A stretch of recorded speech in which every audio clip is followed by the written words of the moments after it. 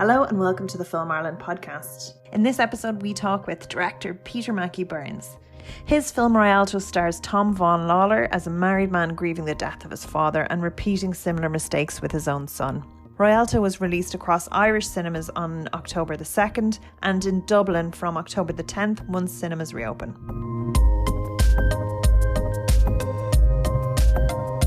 Hello Peter, thank you for chatting with us. Hi there. I'm very interested in how the production started and how films kind of get funded a little bit, and their life at the beginning is particularly interesting for me because I know that's, if I'm at like a film Q&A event, there's always people are like, yeah, but how do you get the money?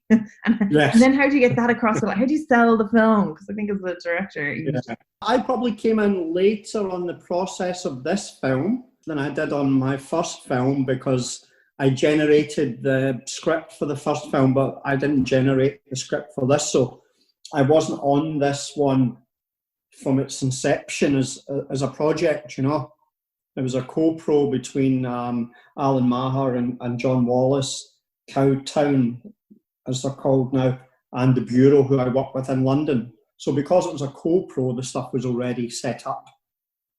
My involvement with the project, Gemma, was I'd made a film called Daphne with the Bureau, and Tristan Gallagher, one of the producers at the Bureau, took me aside one day and said, listen, we have a project with a script by Mark O'Halloran. Do you know who he is?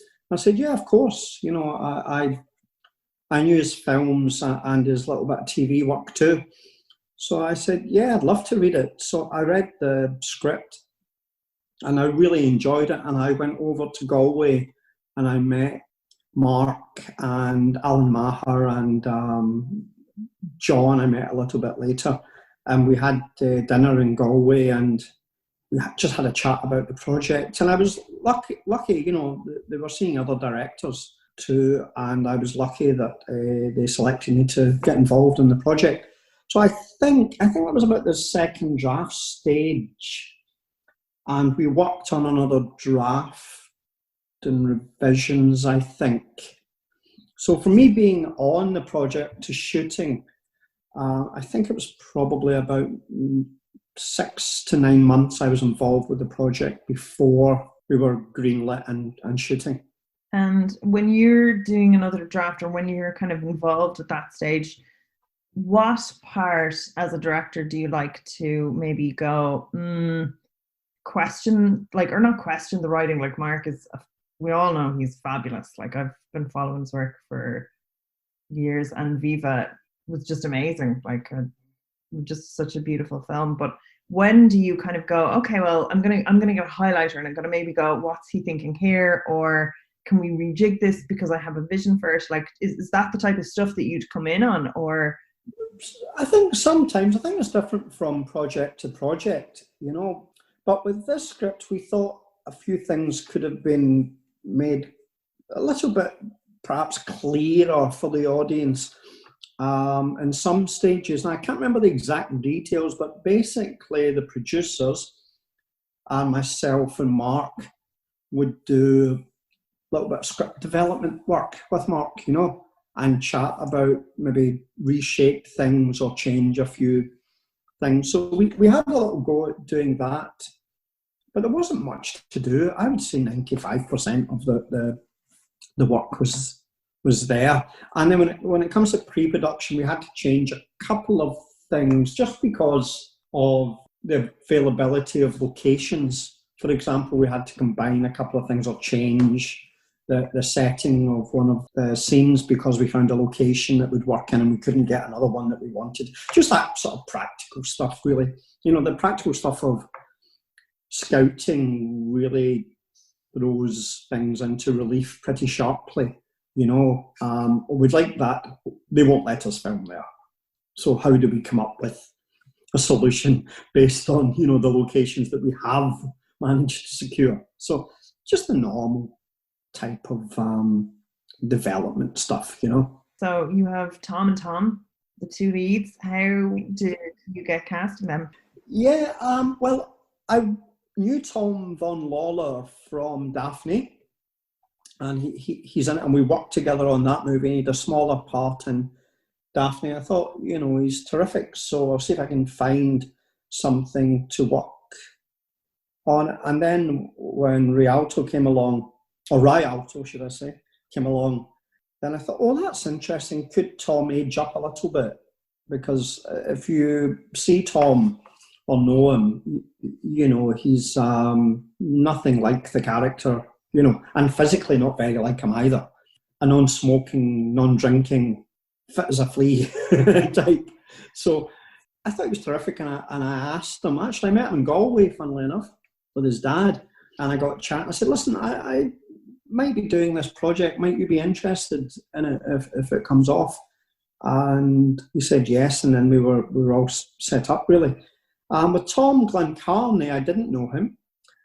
Amy Rowan, the brilliant casting director from Dublin, she found him and sent him in, and Tristan Gallagher had seen him in Sam Mendes' play in the West End, and I'd seen him, although I didn't know, in Dunkirk. He plays a character called Peter in that with Cillian Murphy and Mark Rylance.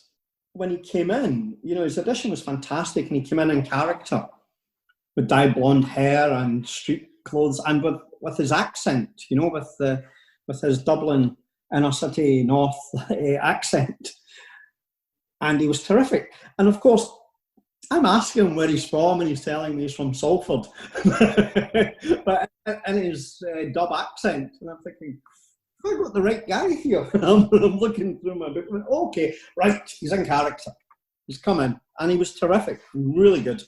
But more importantly, I think all of the cast, Amy done a brilliant, amazing job, because one of the joys for me is to work with brilliant actors, and I've been so fortunate to date that in my projects I've managed to get or attract really terrific actors. And when you work with people who are much better at their job, than I am at mine, it makes it a joy to watch them and learn from them, I'd say they'd argue that point, definitely. Well, I think that I was very lucky in a way. Like my first or second short film I made after I graduated, I got Brenda Fricker in it, and she came over to Glasgow for 3 days, and she did a short film I made called Milk, which is probably online if people are interested in that. And I learned more from working for 3 days with Brenda Fricker than I did when I was at film school or when I worked in the theatre, I really absorbed a lot, which is get the best people you can, get out the way, let them do the work. And for me, filmmaking is really a collaborative process, and I'm really fortunate that some people I've worked with are willing to come back again. And that's really good fun well, for me, it's good fun. For them, I couldn't comment. But for me, it's really good fun to work with them, because all of the getting to know you period, we don't have to bother with that. We just get into the work. But I was really lucky on Rialto that the cast, all of them, I got so many great people, and they came to do the work, not because of me, but because they loved the script. And all the things they tell you at film school, you can get people if they like the material. That's borne out for me, I have to say. They come because of the quality of the writing, if they're going to come at all. And stop. I think that's very modest of you, but I'd say that all beg to differ. But anyway, just I also think the quality of the writing is spectacular. Mark is phenomenal. Like his stuff again. I've just been following it. He just has a great way of getting kind of truth on a page. Yeah. Very honest, emotional truth, and just even his use of dialogue is so natural. Like you can hear the phrases written in there. It's what people would say. It's not heightened in that kind of very obvious way, which is not always the case, especially if something is from the stage. Yes, that's true. I wasn't aware that the project had been a play until after I'd read it. You see, so when I read it, I was fascinated in the problem and some of the themes the script was discussing, and I thought, well, that's the thing that attracted me to it. It was the quality of the writing too. So if the quality of the writing attracts people, then, doesn't mean to say that the film is going to work, but if you don't have a good foundation, if your script isn't great, then it's hard to make a great film, you know? And I think having good writing helps everyone, you know, really does. So we were very fortunate because it attracted a really good cast. And all of them, you know, I really enjoyed working with every one of them. They were great people and great collaborators, generous with their time, with their ideas. You know, it was wonderful. It was just wonderful to be around such a wonderful cast. And also, let's not forget the crew. You know, the crew were great too. And they all came onto the project because of the quality of the script. And we'll just go to the shooting as well. It was a co-pro. So it was half Screen Ireland and half BFI, or I actually didn't check that. Yeah. Yeah, not quite half, but round about that. A little bit of private investment from France, but it was a good project to do in that I brought some people from England, so some people I'd worked with on my first movie, and I thought it was really interesting. So I'd seen quite a lot of Irish films, and I knew a few Irish cast members, and it was great for me to work with the local crew in Dublin and to bring over. So the DOP I brought over from England, Adam Scarth, and Adam and myself had worked on Daphne, and this is our second film together. And I like working with him. And similarly, we have a method of working, a shorthand, because we'd gone through, as they say, been through the mire before in making a film. We had a way of working, you know, which saved time. I think if you work with a DP, a new one on every gig, then you spend a bit of time getting used to them, and that can be great sometimes. Other times you want to work with someone that you know how the working relationship goes. And for me, I always try to work with people who can bring stuff to the table that I don't know. The old notion of every day being a school day certainly stands for me. I'm really keen to work with collaborators that bring stuff that I'd never dream of to the project. I was very lucky. So a mixture of old and new. For me, coming to do a film in another country, you know, so it's all new when you go somewhere else to shoot. And if I'd only made one film before, you know, so something old, something new. How long was the shoot? I think it was 5 weeks. I think it was 25 days. So I think we'd weekends off, maybe apart from once where I think one Saturday we had to work because that's the only day we could get access to the docks. So we could only get in there on one day. So everything in the docks was shot in a day.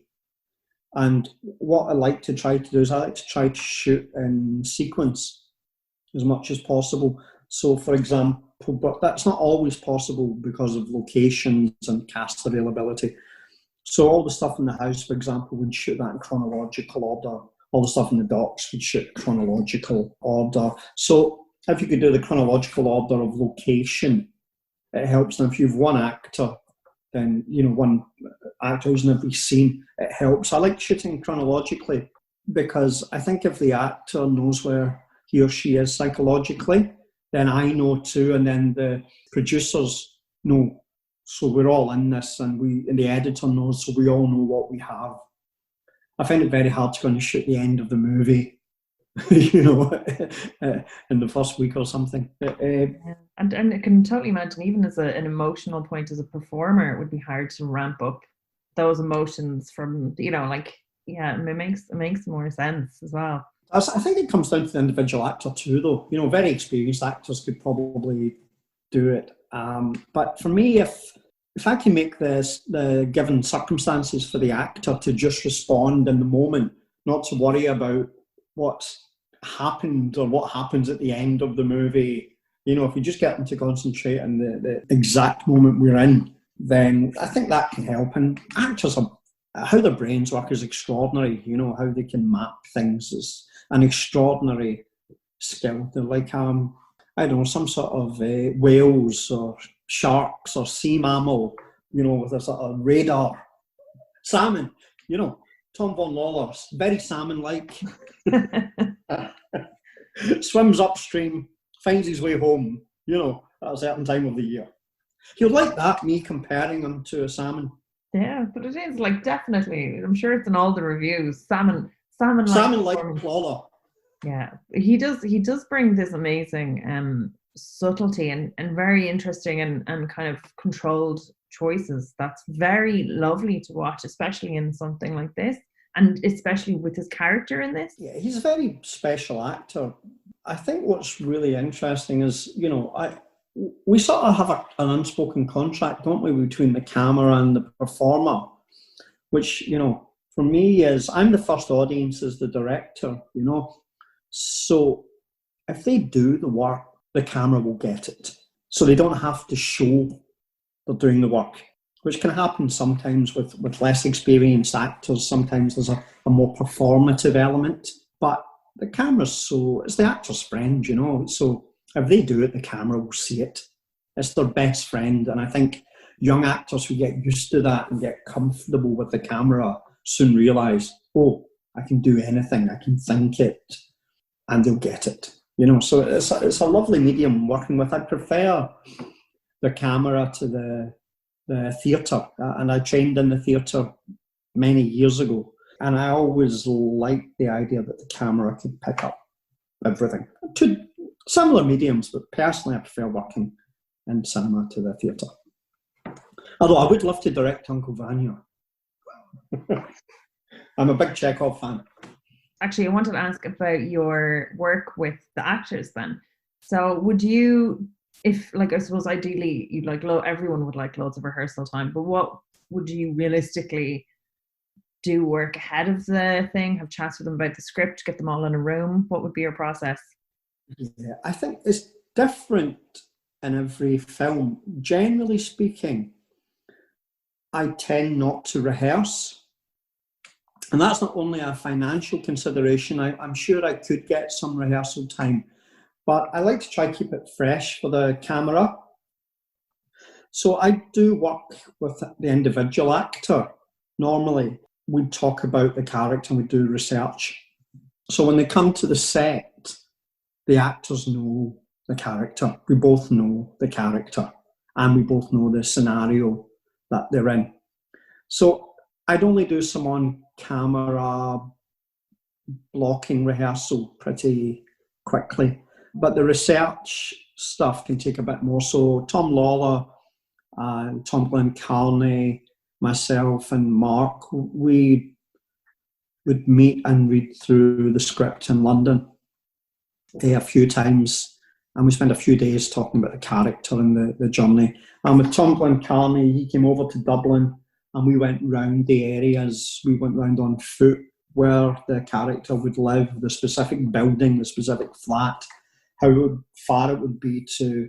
So we'd map out the locations and the time between them. So when we walked round there on foot for a few days, we get a feeling for the character's journey. You know, like this is his girlfriend's house here, this is his apartment, this is how close it is, this is how far away the docks are from this. You know, all of those things, I think with actors, and actors work in many different ways. Some of them, just give me the lines. You know, for me, I don't have a prescriptive way of doing it. My way is to find out, how does the actor like to do it? What can I do to give them an arena to make them feel comfortable and do their best work, really? I think Ken Loach said something, I'm sorry to paraphrase here or get it wrong, but he said, directing actors really is, you don't, and I'm paraphrasing, he said, it's not really about directing the actors. It's almost like a body of water, you know, moving across a plane. And you try to shape by creating things in the given circumstances, the moments where this flow will go. So in a way, I'm throwing sand. I'm throwing sand in the actors' faces to try and make them go in one certain direction. So it's not about directing them, it's about directing the circumstances around them to let them do the best work. And of course, one actor has one approach, one actor has another. There's no There's no one size fits all, I don't think. Or if there is, I haven't found it. Perhaps in the next project, if it's right to rehearse, then we rehearse, but it's a suck it and see situation, I think, with the actors that you cast and with the project. It's very striking production design. Yeah. When it was set, and then I was like, or is it just interesting production design? It's contemporary, so it was set in the week that we shot it. Okay. So on the story week, that's when it's set. And what was interesting about that is, Sarah Finlay's a great designer. She's done loads of movies, and she's worked with the Bureau before. It's the first time I've worked with her. She's terrific, very detailed. She did Andrew Hayes movies, 45 Years and Weekend, and she's terrific designer, very detailed. And I worked with her, and what we're particularly interested in doing is using the environments to tell the story. So I'm particularly interested in using colour and texture in an expressionistic sense. So in a social realist type film, then I think it's interesting to have elements that work in an emotive way. So I like to use colour to do that. And if you shoot digitally, in costume, having texture in costume really helps the look that we like to try to achieve. So colour and texture for me I'm pretty obsessed by it, I have to say. And just in my personal life, it's something I'm particularly interested in. If I see a movie that feels too designed, I tend to be less enamoured of it. If I can see it, but if I can feel the design, if it feeds into what the story is, and I notice the design as the story, then for me, that's something I hope to and probably will never achieve. One of my favourite films for colour and texture and design is Wong Kar-wai's In the Mood for Love, which I think is 20 years old this week. I think they've been screening it in New York. So that use of colour, the Hong Kong movie's use of colour, extraordinary. He's an artist, Wong Kar-wai. So I suppose working with Sarah's normally quite interested in more muted and naturalistic tones, and I was pressing her to say, no, I'd like a really strong burst of colour here. And it was a great conversation. We painted one location. I said, right, I want this and this. And she said, are you sure? I said, yeah. She shrugged her shoulders, okay, let's try it. And she designed a location. I went back to see it, and I went, oh, this is horrible. This will never work. It's too in your face. And she said, well, I thought it was a very bold choice. She said, it was only when I put the camera on it, I saw it, So sometimes what the colours look like with the naked eye compared to how you're shooting them is different. So we had to sort of explain that with costume, and we had to say, well, the way we're going to work this is that the colours in real life will look brighter than they will do when we cut this and when we put it together. So what might seem garish to the eye in real life looks when it, after it's graded and in the format we were shooting in, looks a bit more muted. So it's a nice dance, I say, between the cinematographer and the designer in terms of the use of colour. I worked with a Basque designer on Daphne, Miran Maranon, and she's terrific at colour and texture. And it's something that really interested me. So to make what looks on the surface like a social realist film, of course, as you know, those films are as constructed as any type of film. But the tropes of the social realist film is to have a muted palette. And I thought, well, we're blessed because it was very sunny when we were shooting. I think it had been the sunniest summer we've had in Dublin for a while. And the colours popped for me, which I found really interesting.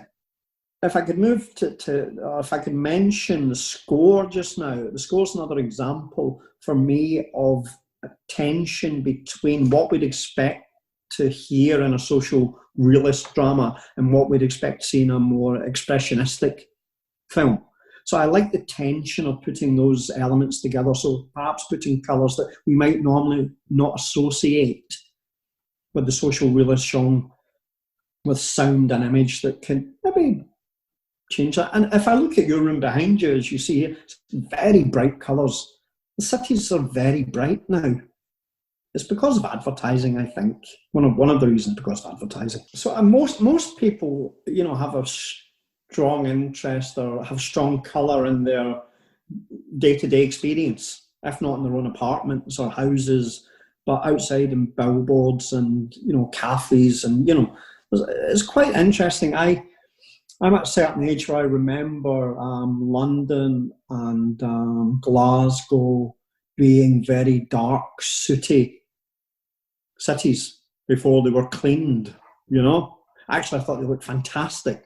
but it was living in film noir. But now cities can be pretty bright, And I think, oh, well, that's more socially realist than a brown and grey palette or palette, which we often associate with the style of filmmaking.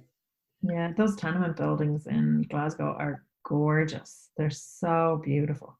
And all their original fittings and the windows and their fixtures, like just across the board, and the Victorian, the sandstone buildings. Yeah. Well, it was interesting. Place is interesting to me. So when I was in Dublin, I tried to show a version of Dublin from the point of view of the people who live in it, and I think we mostly got that right. But it's nice to see a film, perhaps, of Dublin that doesn't have a Georgian terrace in it. It's like in London, it's nice to have a movie for me without the Millennium Wheel or Piccadilly Circus, or Tower Bridge, because there's not most people who live in these places don't really experience those things. They either don't see them because they see them every day, or they don't go there. In a big city, you tend not to. If you live in southeast London, you tend not to be in the West End looking at the sights. It's part of your daily life, Yeah, that's why you're in the suburbs the majority of the time and going to your local shop, which is just very, it's just like your average Centra wandering around, like, moderate-sized housing estates. I think there's a cinematic representation of cities. I'm not so interested in that. I don't, there's been enough of them. I'd rather see, if you look at New York, I'd rather see a movie in, I don't know, Brooklyn or Queens or something, although Brooklyn's pretty cinematic now, it's used a lot. But I'd rather see a movie that shows me the city from someone who lives there's point of view than my view as a sort of cine literate viewer, So I quite like place or location to feed the narrative in a way that is maybe not picture postcard, unless of course that feeds the story. We were down in the Broadwalk for a day shooting, and that was it's pretty tough down there, Yeah, it is. Did you get the guy come up to you and go, "I'm not getting out of this shot unless you give me some money"? Did you get that? We've got that on Street a few times. That was Tom Vaughan-Lawlor. Yeah. Shooting in crowded areas has its benefits, has its challenges and opportunities too, which is always, I remember shooting once and a guy would refuse to move away, of course, unless he could play his guitar for us. So, of course, we had to do a take with him playing his guitar. And then he was very happy to leave and go and find some other guys, musicians, and bring them back, see if they could all get 20 quid each. We'll get to the edit. You were saying that you had a particularly long edit for this? No, I think it depends. I said it was 9 months. It feels a bit longer. I think that was including everything in the post. Yeah, I think we had 16 or 17 weeks, maybe. Yeah, and then a week doing post-sound. And we do our post-sound over in Stockholm. because the sound designer, Joachim Sundstrom, who's like a god. If there's any film people listening to this, check out Joachim Sundstrom. I think he's the best sound designer working in Britain today. It's extraordinary the amount of great films he's worked on. His work's extraordinary, you know, and the team he works with over in Stockholm are brilliant. So we went over there for a week, and I think they were in Technicolor for a week too. So I think all in all, I could be talking out my hat here. I think it was probably about 19 weeks all in. So I live in Glasgow, so I had to go to London to do the post. So I was in London. It felt like I was away for about 9 months. My kids will say, "Dad, it was only 2 weeks." Did much change? Did much change about your feeling towards the film in that time? Because it's a good old time, and I think again, sound and things like that make such a difference.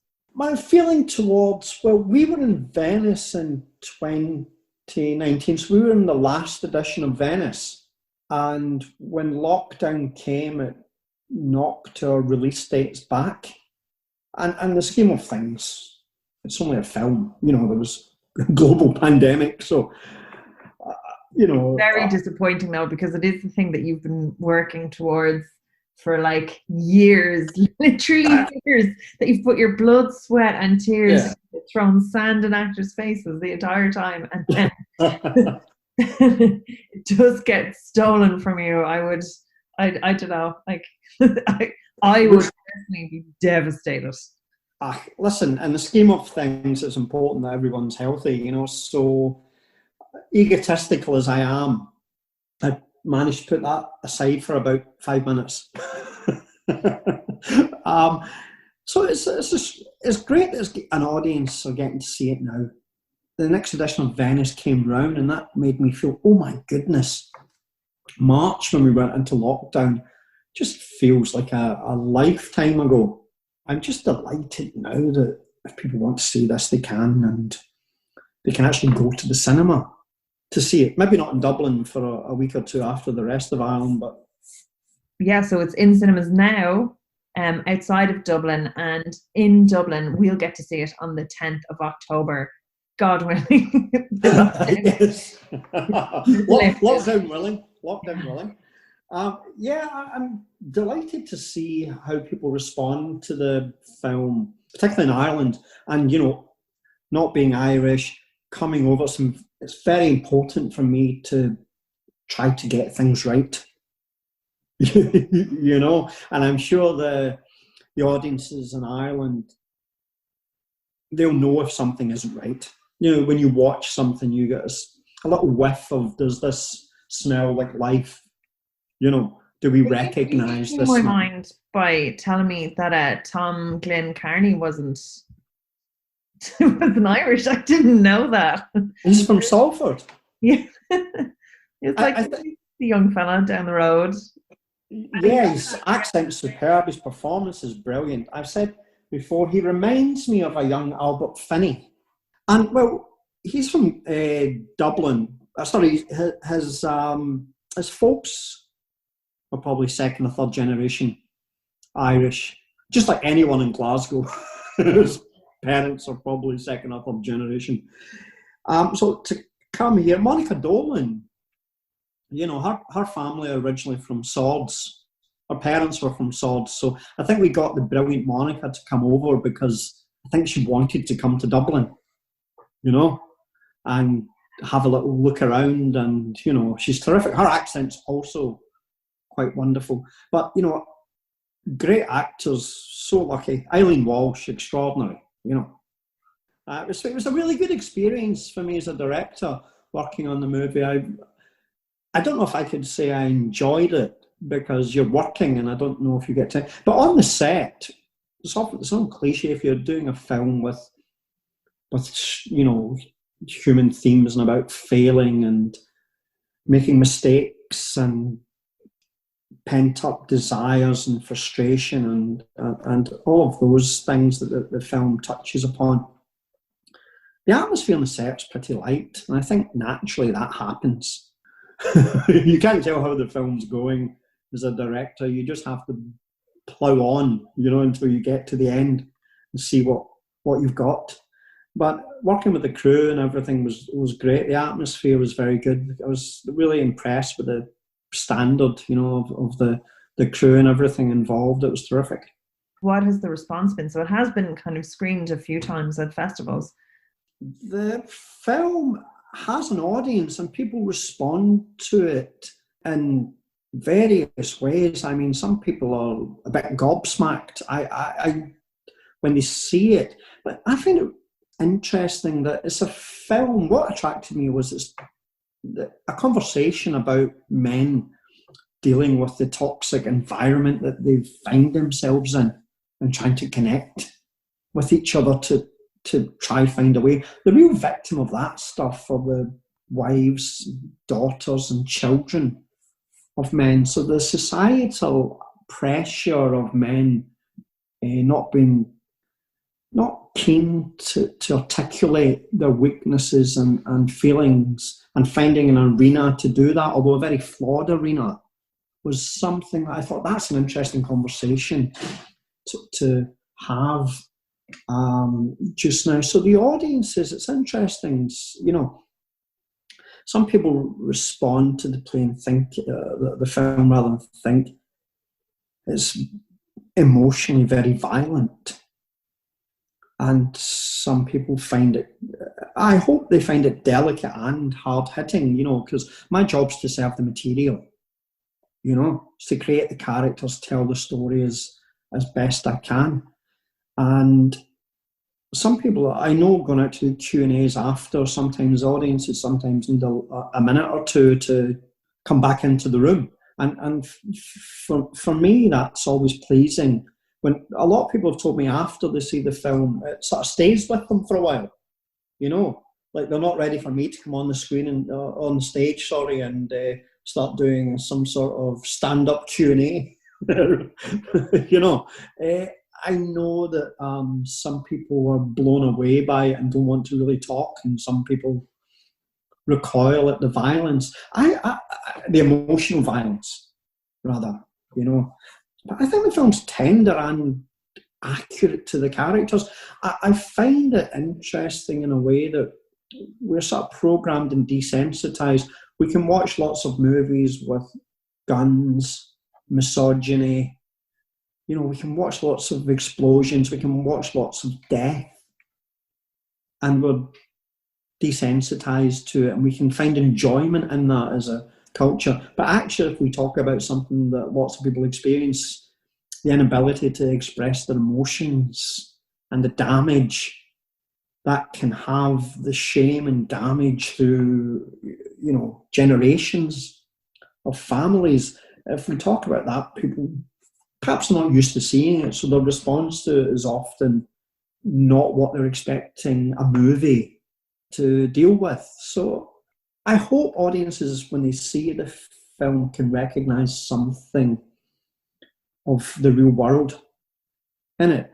And I think the movie, for me, has a hopeful ending. A man who's wrought terrible damage on his family and on himself, his failure as a parent, his failure as a son, as a man to articulate his needs, his wants. He finally stands up to the damage he's caused, and that's a good place to end the story, I think.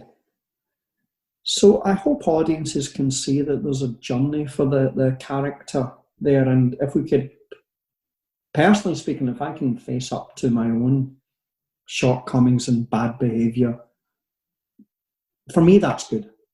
Yeah. Difficult, but necessary. But I suppose it is. That's the start. Yeah, but that's the kind of good, is like, as something that holds a mirror up. And I think, again, there's a lot that kind of feels very true in it.